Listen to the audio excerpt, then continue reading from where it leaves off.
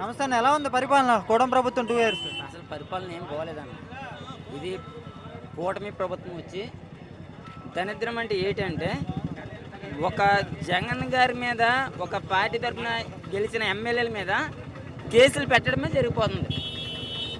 Only YSCP తరఫున ఏ అయితే MLA ఉన్నారో, ఏదైతే ఎమ్మెల్సీలు ఉన్నారో, ఏ అయితే మంత్రులు ఉన్నారో వాళ్ళ మీద కేసు పెట్టడం, అదే కూటమి చేసే ప్రభుత్వం. ప్రజలకు మంచి చేయాలని, ఒక మేలు చేయాలని వాళ్ళ కొత్త పెన్షన్లు అన్నారు. కొత్త పెన్షన్లు లేవు. వాలంటీర్లకు జీతాలు పెంచుతామన్నారు, జీతాలు లేవు. ఉన్న బాబు రావాలంటే జాబు రావాలి, జాబు కావాలంటే బాబు రావాలి అన్నారు.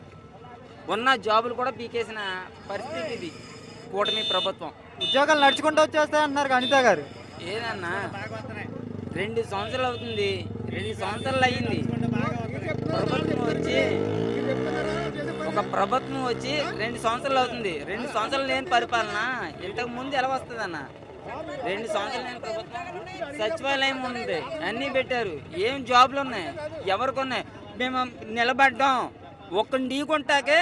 ఇప్పుడు సింగిల్గా వచ్చే సింహం అన్న, అక్కడ పెద్ద పులి వచ్చింది, ఇక్కడ పెద్ద పులి వచ్చింది అన్నారు కదా, అది ఎప్పుడు సింగిల్గానే వస్తుంది. గుంపులకి ఏమవుతాయి? గ్రామ సింహాలు ఉంటాయి చూసా, రోడ్డు మీద బండి వెళ్తుంటాయి, వెనకలు పడుతుంటాయి గ్రామ సింహాలు. అది ఈ ప్రభుత్వం. అది గ్రామ సింహాలు అంటే తెలుసా? కుక్కలు. ఈ కుక్కలే బండి వెనకాల వెళ్ళేటప్పుడు వెనకాల పడతాయి. ఆడేదో కష్టం చేసుకుంటూ పోతాడు, ఆడ వెనకాల పడే ఏంటంటే కుక్కలు. ఒక్కడిని ఢీకొంటాకే ఈడికంది మన పార్టీ. ఇప్పుడు పవన్ కళ్యాణ్ ఏం చెప్తున్నాడు? కోపినాడు అన్నాడు. కోపులకి ఒక మేలు చేశాను, నేను నా ప్రజలకి ఇది చేశాను అని చెప్పమానండి. ఆడు ఏడవలేక టీడీపీతో పొత్తెట్టుకున్నాడు, వీడు మోడీతో పొత్తెట్టుకున్నాడు. ముగ్గురు కలిసి ఒక్కడిని నోడెత్తాం. సింహం ఎప్పుడైనా సింగిల్గా వస్తుంది. 15 నెలలు కలిసే ఉంటాం అన్న, జగన్ రానివ్వరు అంటున్నారు.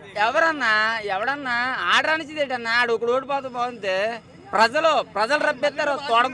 తొడగొడి చెప్తున్నాను, వచ్చేది జగను, పక్క జగను.